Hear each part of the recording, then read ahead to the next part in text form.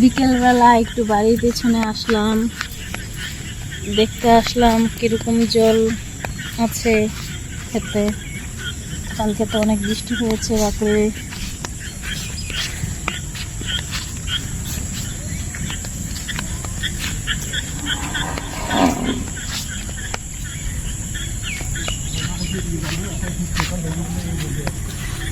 দেখি জলে মাছ দেখা যায় কিনা।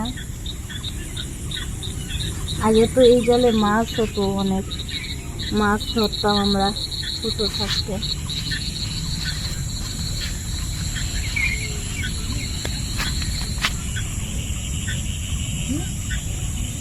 নাই মাছ মাছ দেখা যায় না। আগে আমরা আসতাম যে কত মাছ দেখতাম, ছোট ছোট।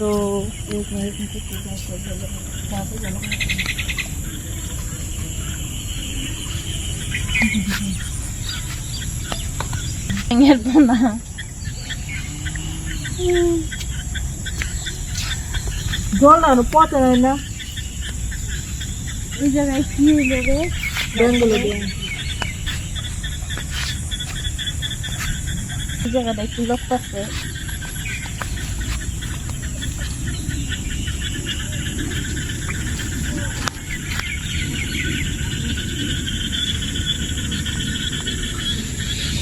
আমি এত আশা করে আইছি যে মাছ ধরুম, মাছই নাই।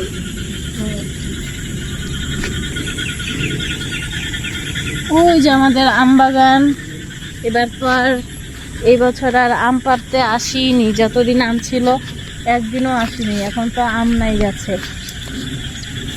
আর এই বছর গাছের আম সেরকম খাইনি, কম ধরছে না। সেই আমের মুকুল যখন ধরছিল তখন আসছিলাম, ভিডিও করছি, ভিডিওতে দেখাইছি খুব পরিমাণে আমের মুকুল আসছিল।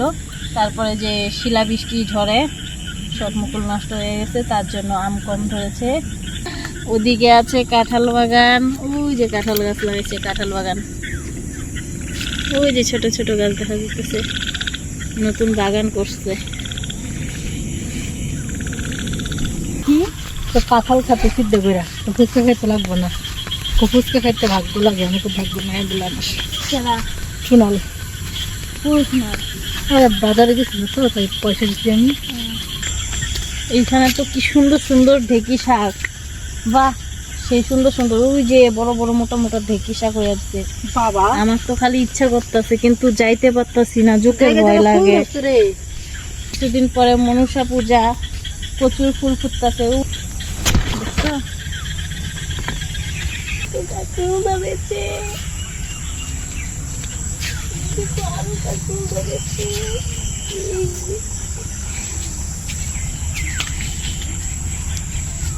আর ওই পাশে আছে যদি কচু। না না না না, এই জায়গার বেল গাছটা কি সুন্দর, দেখ সুন্দর। রাধিকা তুই আমারে কেমন বুদ্ধি দিলি, তুই তো আমার চুল সাজায় ফেলাইতেছস। হয়ে গেছে ঘোরা, এখন আমরা বাড়ির দিকে যাইতেছি। আর বাড়ির দিকে যাওয়ার পথে একটা গাছে কি সুন্দর নারকেল ধরে আছে, খুব সুন্দর।